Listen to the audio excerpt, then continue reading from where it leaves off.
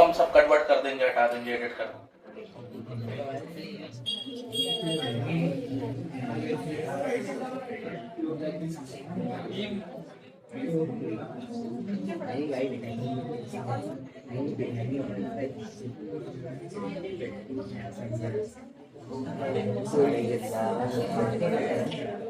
Chapter number कौन सा है? 9।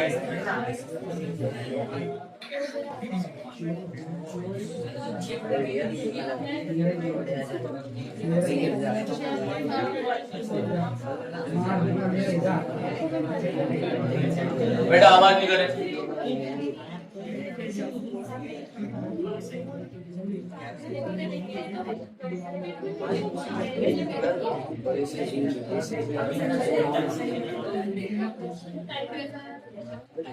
बोर्ड ऊपर का हिस्सा आ रहा है क्या वीडियो में? हल्का सा पीछे कर लो सभी, अब उठा के इसको तो रोमान आना, थोड़ा ऐसा रखो कि बोर्ड थोड़ा इतना तो आए। अच्छा है मोबाइल? हाँ बस ठीक है, ठीक है। सबसे पहले अपन लोग कुछ टॉपिक पढ़ेंगे। एंगल ऑफ एलिवेशन क्या होता है,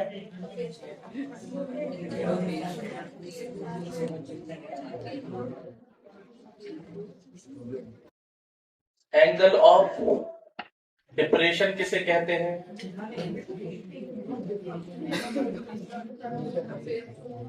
लाइन ऑफ साइट किसे कहा जाता है। ये तीन चीजें इनको हमें समझना है, जरा ध्यान देना। एक डायग्राम के थ्रू समझाते हैं आपको। ये मान लो कोई बिल्डिंग है, ये रोड है और यहाँ पे कोई है ना बच्चा खड़ा हुआ है।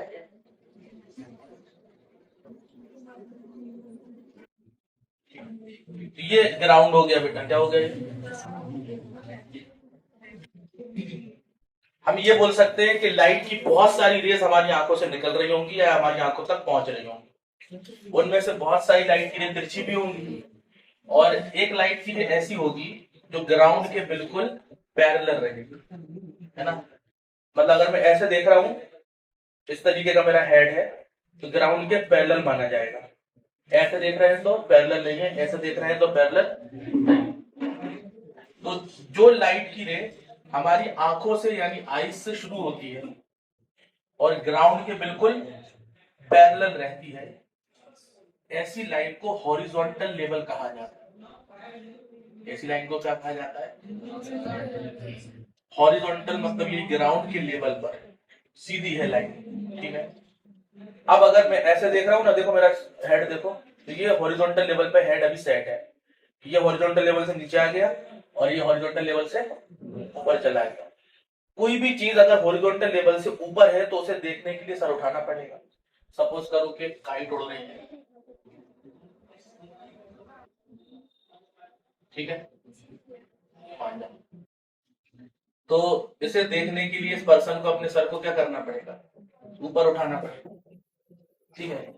हमारी आंखों से ऑब्जेक्ट को मिलाने वाली लाइन, आंखों से ऑब्जेक्ट, ये ऑब्जेक्ट हो गया जिसे मैं देख रहा हूं, वो ऑब्जेक्ट है। अभी मैं सक्षम को देख रहा हूं, सक्षम ऑब्जेक्ट हो गया।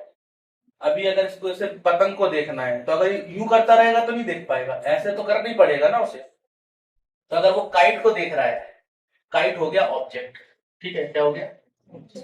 अपन एक और ऑब्जेक्ट बनाएंगे, इसलिए इसको ऑब्जेक्ट नंबर 1 बोलते हैं। इसे क्या कहा जाएगा इस इंसान को? इसको कहा जाएगा ऑब्जर्वर। क्या कहा जाएगा? ऑब्जर्वर।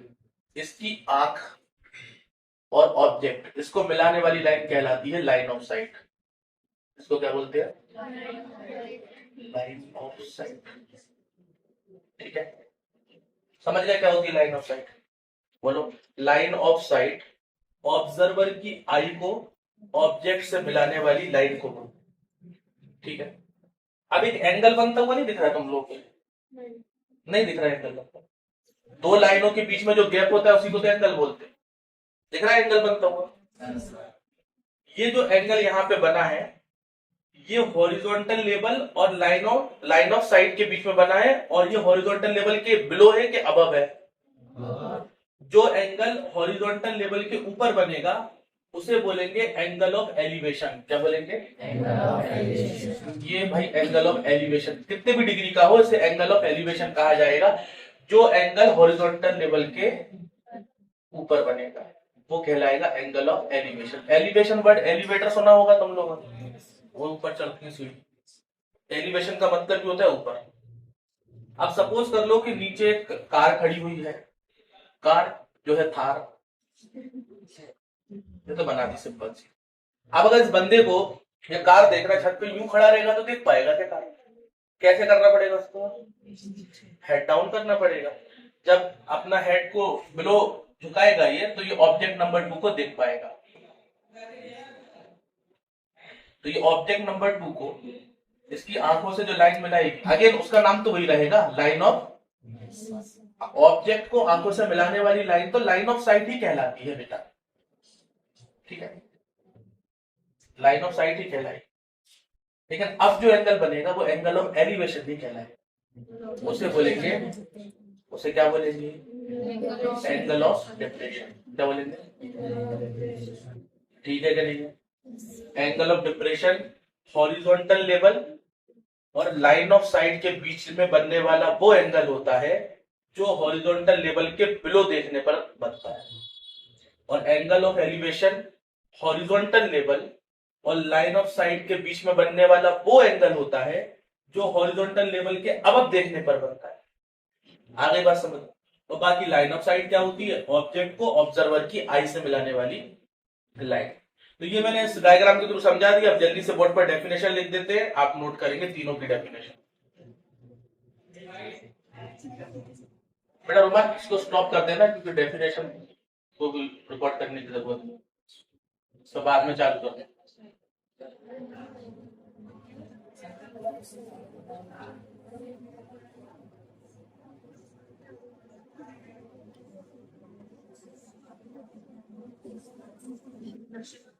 देखो इस चैप्टर के क्वेश्चन सॉल्व करने के लिए ट्रिग्नोमेट्री का इस्तेमाल किया जाएगा और ट्रिग्नोमेट्री में हम लोग 3 रेशो से काम चला लेंगे। सबसे पहला साइन, कॉस और टेन, इनसे काम चला लेंगे। सबका आपको फॉर्मूला तो पता ही होगा, है ना? और इसकी टेबल भी आप लोगों ने पूरी याद करी हुई है।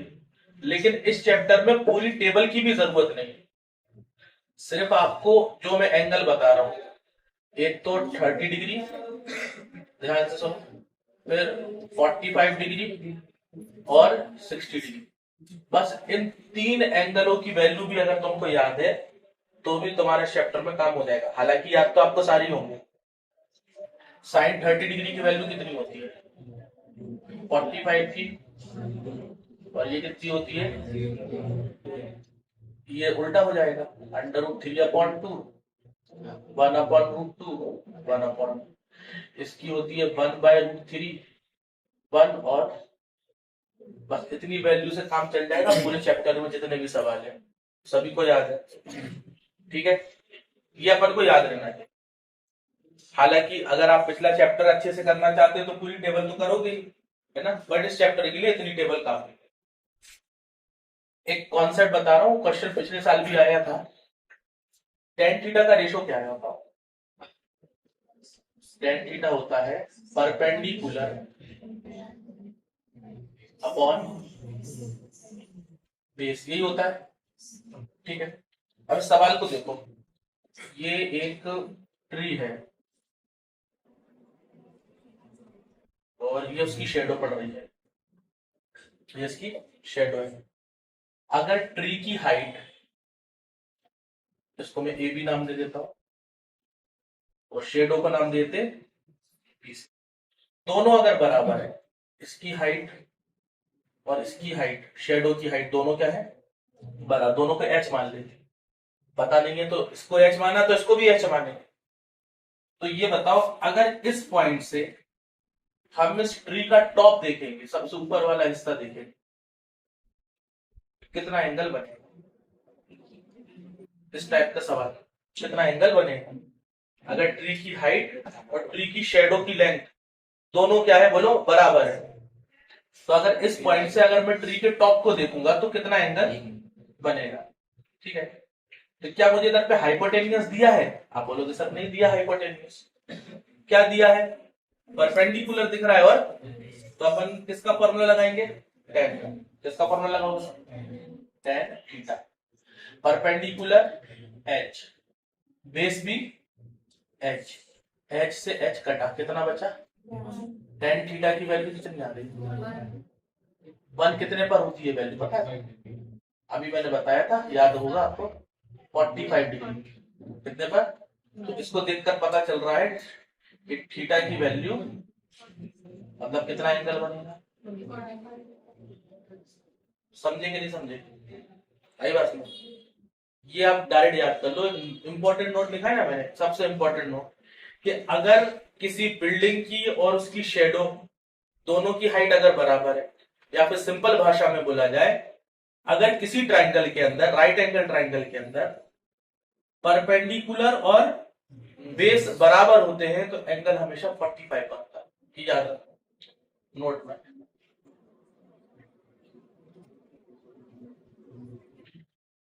If in a right triangle perpendicular is equal to base, then acute angle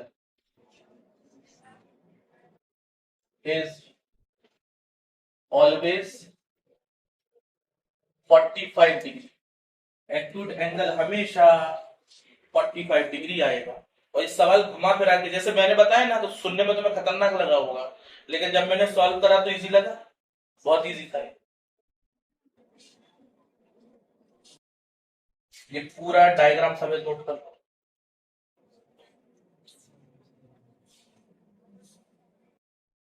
diagram थोड़ा अच्छा कर दे, पेड़ सीधा कर दो।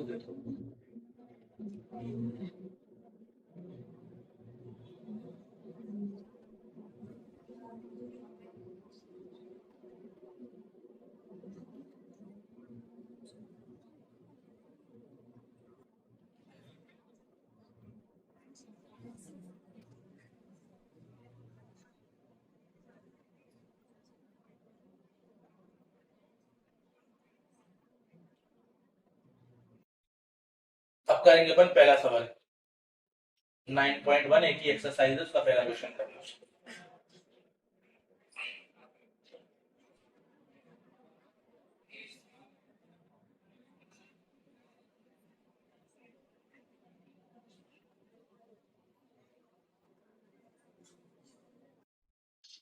हो गया? ड्रॉप कर दे।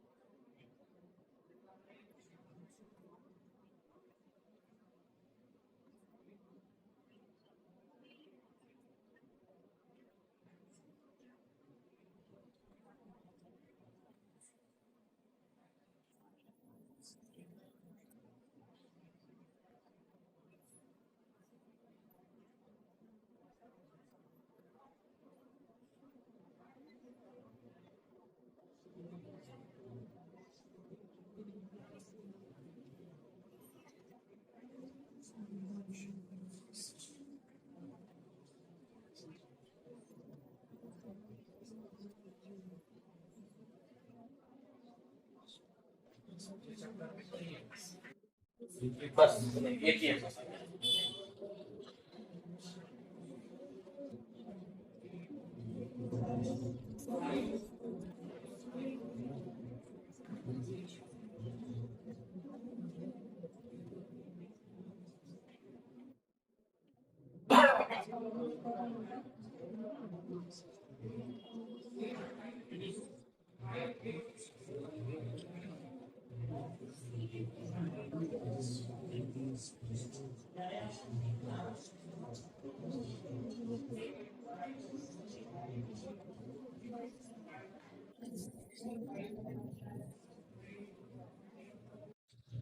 लिखना बंद कर दो बच्चों, स्टॉप राइटिंग।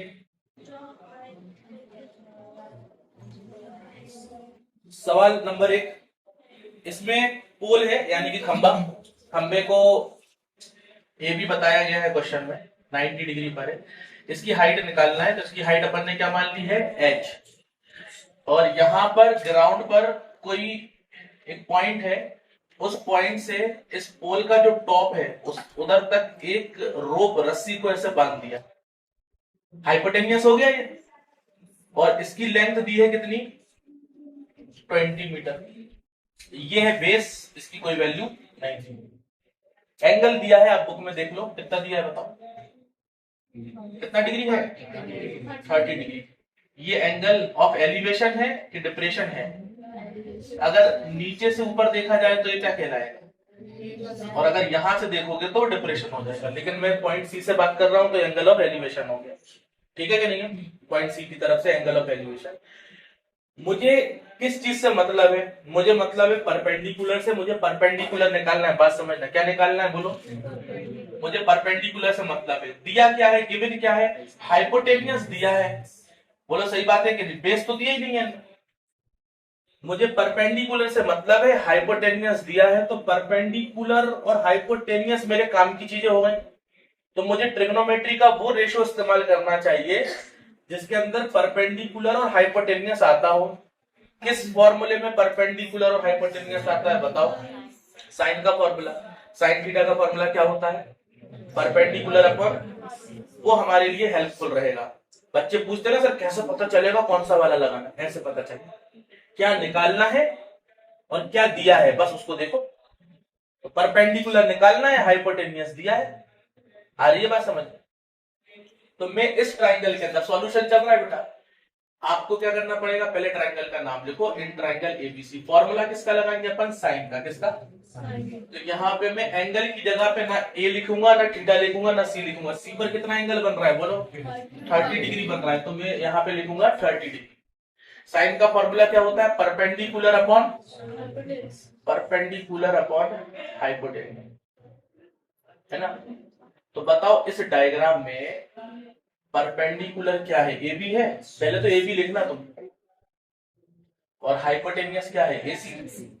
अब वैल्यू रखते हैं, साइन 30 डिग्री की वैल्यू किसी को पता है, ए बी की वैल्यू कितनी है, एच, एसी कितना है, 20 डिवाइड का करा क्या हो जाएगा, 20 डिवाइड बाय, तो 2 से 20 कट जाएगा, 2 10 जा, क्या बचा 10। तो पोल यानी खंबे की हाइट कितनी आ गई, 10 मीटर आ गई। ये मेरे क्वेश्चन का आंसर हो गया। हम लोग कोई दिक्कत, नोट कर लो, सामान पॉज कर देना, नोट कर दो, लोग तो नोट कर रहे हैं। डायग्राम नहीं दिया है बुक में तो इसलिए ध्यान से सुनो, खुद से बनाना पड़ेगा। समझना, एक ट्री है, तो ट्री को अपन ने मान लिया ए बी, क्या नाम दे दिया मैंने, ऑब्वियसली आसमान में तो लगा नहीं होगा, तो ये ऐसे ग्राउंड पर, ग्राउंड हो गया। अब क्या होता है, आंधी तूफान आने की वजह से कहीं बीच में से ये टूट जाता है, मान लो इस पॉइंट से क्या हो गया, टूट गया, सी पॉइंट नाम देते हैं। और इस पॉइंट से जब ये टूटा, देखना टूटा, तो फिर ये ऐसे करके देखो, ऐसे ग्राउंड पे आके गिर गया। तो ये वाला जो हिस्सा है ये ऐसा गिरा ग्राउंड पे आके, ग्राउंड पे जहां पे ए वाला पॉइंट जहां गिरा है उसको मैंने डी नाम दे, समझे क्या। अच्छा, कॉमन सेंस की बात है, ये एसी और ये डीसी बराबर हो, नहीं ये बात समझ में, यही हिस्सा तो टेढ़ा होके गिरा है, तो ये और ये क्या हुए, सेम हुए, क्लियर बात है। जब ये गिर जाएगा तो ये तो वैसे भी किसी को दिखेगा ही, दिखेगा क्या, ये मुझे इस पेड़ की हाइट बताना है, ओरिजिनल हाइट कैसे निकलेगी बताओ। और क्या क्या दिया, ये अपन 90 डिग्री मान लेते हैं, क्वेश्चन में बोला है जहां पर ग्राउंड पर इसका टॉप गिरा है वो उस पेड़ से 8 मीटर की दूरी पर है, तो ये हो गया 8 मीटर। साथ में जब ये ग्राउंड पर गिरा तो इसने एक एंगल बनाया, बुक में देखो कितना एंगल बना, कितना बना 30 डिग्री। चलो बढ़िया। अब मुझे इस पेड़ की हाइट बताना है, हाइट ऑफ ट्री। तो हाइट ऑफ ट्री पता है कैसे निकलेगी, कोई बताएगा मुझे? हाइट ऑफ ट्री पहले तो इधर तक निकालेंगे तो क्या पूरा पेड़ हो गया ये और जो हिस्सा गिरा हुआ है वो क्या है, हाइपोटेनियस। समझ गए मेरी बात के? इन दोनों को निकाल के क्या करना पड़ेगा, जोड़ दो तो पेड़ की हाइट आ जाएगी। और समझ में आई बात के नहीं? जहां से टूटा है वहां तक का तो वैल्यू पूरी हाइट नहीं है ना, ये तो परपेंडिकुलर हो गया। ये जो ऊपर जो टूट के गिरा ये बाद में क्या बन गया, हाइपोटेनियस।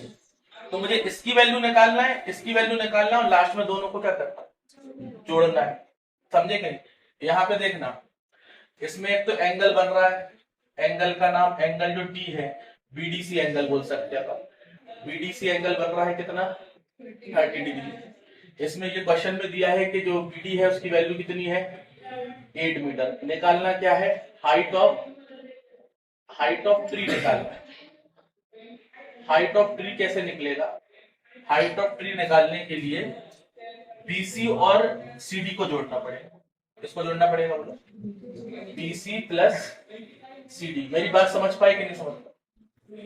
मतलब इस क्वेश्चन में मुझे दो चीजें निकालना है, मुझे परपेंडिकुलर भी निकालना है और एक बार में कोई एक चीज निकालेंगे। चलो तो एक काम करते हैं, पहले अपन परपेंडिकुलर निकालते हैं। कैसे निकालते हैं, मुझे निकालना है परपेंडिकुलर, दिया है बेस। बताओ कौन सा फॉर्मूला लगाए, मुझे निकालना क्या है बोलो, परपेंडिकुलर।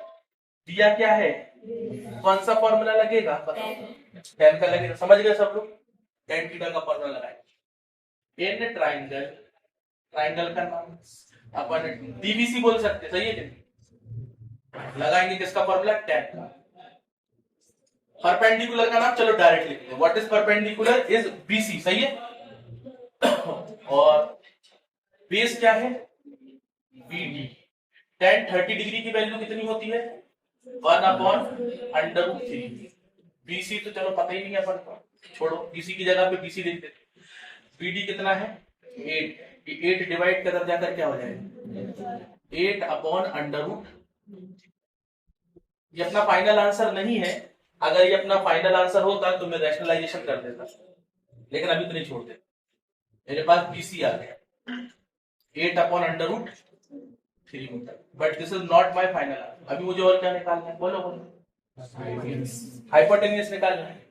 अब हाइपोटेनियस कैसे निकालना है, बहुत सारे तरीके हो गए हाइपोटेनियस निकालने के। चलो अपन ऐसे सोचते हैं कि अपन को बेस दिख रहा है, क्या दिख रहा है भाई, बेस मुझे दिखाई दे रहा है, ये रहा बेस, ठीक है। हाइपोटेनियस अब मुझे निकालना है, बेस अपॉन हाइपोटेनियस क्या होता है, कॉस होता है कि नहीं होता बोलो, कॉस थीटा का फॉर्मूला क्या होता है, बेस अपॉन हाइपोटेनियस होता है। तो इससे काम हो जाएगा। तो अगेन फिर से इन ट्राइंगल डीबीसी, इसी ट्राइंगल डीबीसी में हम फॉर्मूला लगाएंगे कॉस का, कॉस 30 डिग्री। कॉस का फॉर्मूला होता है base upon hypotenuse. What is base, BD. What is hypotenuse, CD. सही है करेंगे। कॉस 30 की वैल्यू बताओ भाई, √3/2 तो नहीं होती, सही है यही होती है। बीडी कितना है 8 है, सीडी पता नहीं, क्या करते क्रॉस मल्टीप्लाई करते, सीडी का यहां होगा √3 इंटू सीडी हो जाएगा, बोलो ठीक है। 2 का इधर होगा, 2 8 ये √3 उधर जाकर क्या होगा, 16/√3। ये हाइपोटेनियस की वैल्यू है। अब क्या करें, इन दोनों का चार डालें, इन दोनों को जोड़ना पड़ेगा, तो हमारा क्या मिल जाएगा, फाइनल आंसर। सही बात है कि नहीं, फाइनल आंसर मतलब पेड़ की हाइट। तो अपन लिखेंगे now height of tree. Tree की हाइट कैसे मिलेगी मैंने आपको बताया, ये देखो BC प्लस, यहां लिखा मैंने BC प्लस CD। बताओ BC की वैल्यू क्या आएगी, 8/√। CD की हाइट कितनी आई, 16/√। लाइक है ये दोनों, एलसीएम कितना आएगा, √3 ही आएगा। और ये दोनों जुड़ जाएंगे, 16 और 8 कितना होता है, 24 होता है। क्या मैं इसी को फाइनल आंसर बोल दूं, नहीं। आप लोग याद रखें, जब भी डिवाइड में रूट होता है तो अपन को क्या करना होता है, रैशनलाइजेशन। आता है रैशनलाइजेशन, कैसे करेंगे भाई, इसमें तो प्लस माइनस नहीं है ना, तो जैसा है उसी का मल्टीप्लाई और उसी का क्या कर दो, याद रखना, रैशनलाइजेशन ऐसे किया जाए, उसी का मल्टीप्लाई उसी का डिवाइड, अगर बीच में प्लस होता है तब अपन साइन बदलते हैं। तो नीचे √3 का √3 से करेंगे तो कितना आएगा, डायरेक्ट बताओ, डायरेक्ट बताओ, 3 आएगा ना। अब 3 से 24 कट जाएगा,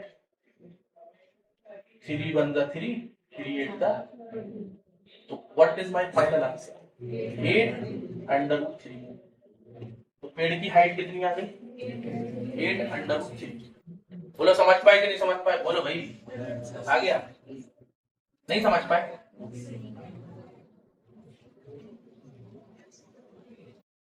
ये रहा डायग्राम अपना,